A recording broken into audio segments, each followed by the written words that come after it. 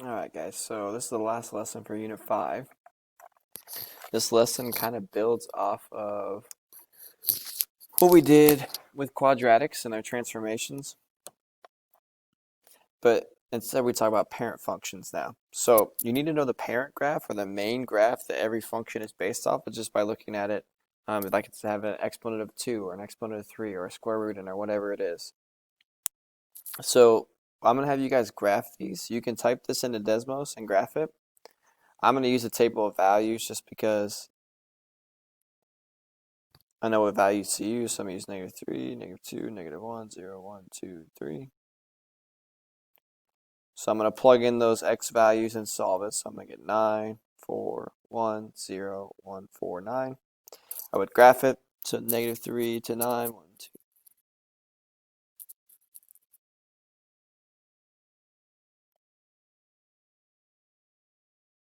Okay, after I graph it, the nice thing about parent graphs is that that's what everything's based off of before they transform it. So this is what we're basing our graph off of if it has x squared in it, so aka a parabola.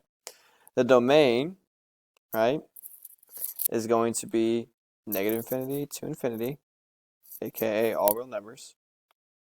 Your range is going to be from 0 to infinity, and that's the parent function. Increasing, decreasing, so it's increasing from 0 to infinity, and it's decreasing from -infinity to 0, right? So I read from left to right. As I go from -infinity to 0, it's going down. As I go from 0 to infinity, it's going up. And the nice thing about anything with a parabola, it's going to be an even function most of the time. Not all the time, but most of the time. Okay, so that's a parent function for x squared. Parent function for absolute value of x. Well, the nice thing about absolute values, you know that it's always going to be a positive answer. So again, if I plug in those values, I get a positive output. So an absolute value function should look like a V.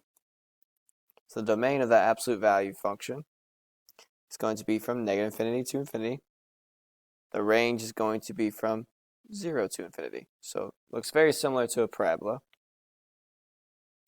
Same thing here, it's increasing from 0 to infinity and decreasing from -infinity to 0. And again, this is going to be an even function. So absolute value functions make a V, whereas x squared makes a parabola. So then we get into x cubed. I could do -3 on this one, but it's a little bit tougher because the x cubed makes it bigger quicker. So -8. So I'm going to graph those. Again, you would get the same output on Desmos if you do the same thing, but it should look something like this. Okay, so the domain on this one is going to be all real numbers.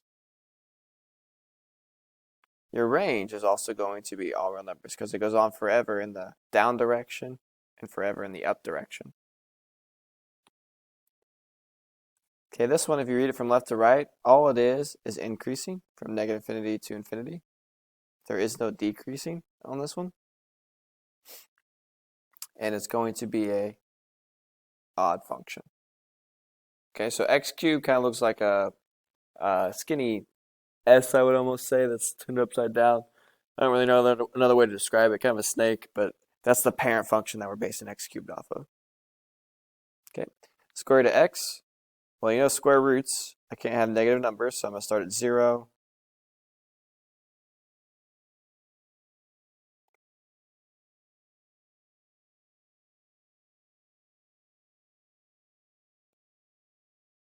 So this is kind of like an arrow pointing that one direction. So the domain on this one is going to be from 0 to infinity. The range is also from 0 to infinity. Again, this one's just increasing, but from 0 to infinity, there is no decreasing. And these are the parent graphs. Can't stress this enough. I know I've said it a bunch. It's just a general shape of the graph. It's not always going to be what the graph looks like, but it gives you a general idea. All right, x cubed I can do this one.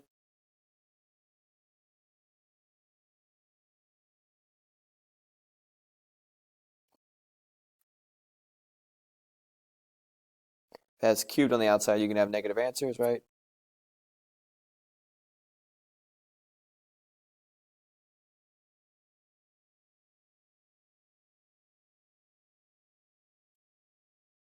So the domain on this one, again, is going to be all real numbers. My range is also going to be all real numbers. It just kind of takes a little bit or a little bit longer to get there. It just looks kind of weird. Then this one is always going to be increasing. There is no decreasing on this one. And this is also going to be a odd function.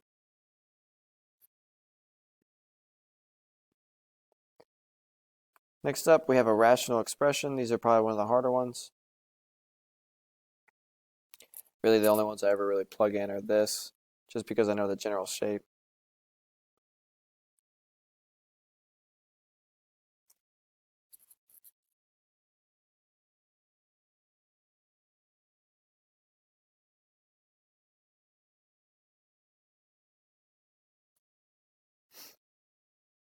So your domain is negative infinity to 0, union 0 to infinity, and your range is negative infinity to 0, union 0 to infinity. So very similar.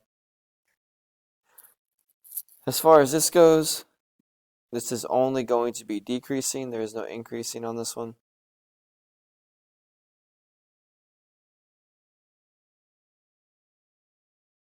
This is a odd function. Lastly, you have x squared. Again, I'll just draw the general shape of these ones rather than graph it with the coordinates because it's not really helpful. So your domain on this one, your range is from 0 to infinity. It's going to be increasing from negative infinity to 0 and decreasing from 0 to infinity. And it's also going to be even. So again, these are just the parent functions. While going through this, I would encourage you to pause it and go over them, write down the notes. They help for whenever we do transformations. So that leads into this. It says write the equation of each function after the indicated transformation. So the graph of y equals 1 over x is translated 3 units to the left and 4 units down. Just like what we did last time, if it's left, it's going to be in the parentheses. It's going to be wherever the x is. So 3 units to the left means I'm going to say x plus 3 on the bottom. Okay? And then 4 units down just means I put minus 4 on the outside at the end, right? But we took our parent function, 1 over x, and we transformed it. Now, I guarantee if you graph this, it'll have that general shape of that 1 over x, which looks something like that, right? Okay? Absolute value and absolute square root of x is stretched by a factor of 3. So just like what we did last time, that goes on the outside. Translated 5 units upwards and reflected over the x-axis. So I'm going to say plus 5 at the end. And then reflection means I put a negative out front over the x-axis. If it was over the y, I'd put the negative inside with the square root. All right?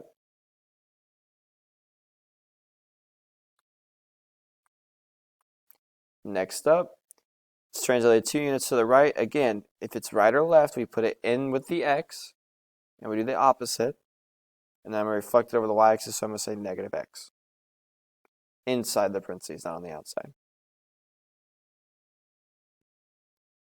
So using what you know about common functions and transformations, write the equation of the graph indicated. Again, guys, a lot of this stuff is based off of what we did last class. So transformations are quadratic. So transformations don't really change depending on the graph. Just you're going to have different looking graphs. Okay, so using what you know about common functions and transformations, write the equation of the graph indicated. Well, I know right now this is going to be a square root function, right? And normally square root looks like this. So how did I get from there to there? Well, if you think about it, I went 1 unit to the left, it looks like, right? Or some would even say 1 unit to the right and reflected over the y-axis. So kind of how you think about it. 1 unit to the right, so it'd be minus 1, and then reflected over the y, so that's a negative x. And then I also reflected it over the x-axis. So that's an example of that one. Next up, we know this is absolute value, right? It looks like normally absolute value is like this, okay? So if you think about this, it's going to be 1/2 because it's flatter, didn't go straight up to 1, right? Also, I moved it 1, 2, 3, 4, 5, 6 units to the right, so I'm going to say -6, and I moved it up 2. If you can get the general idea of this, that's the big thing. I'm not super worried about these, but they do help you with the Hawks, okay? And then lastly, you have even and odd functions. So if it's an absolute value,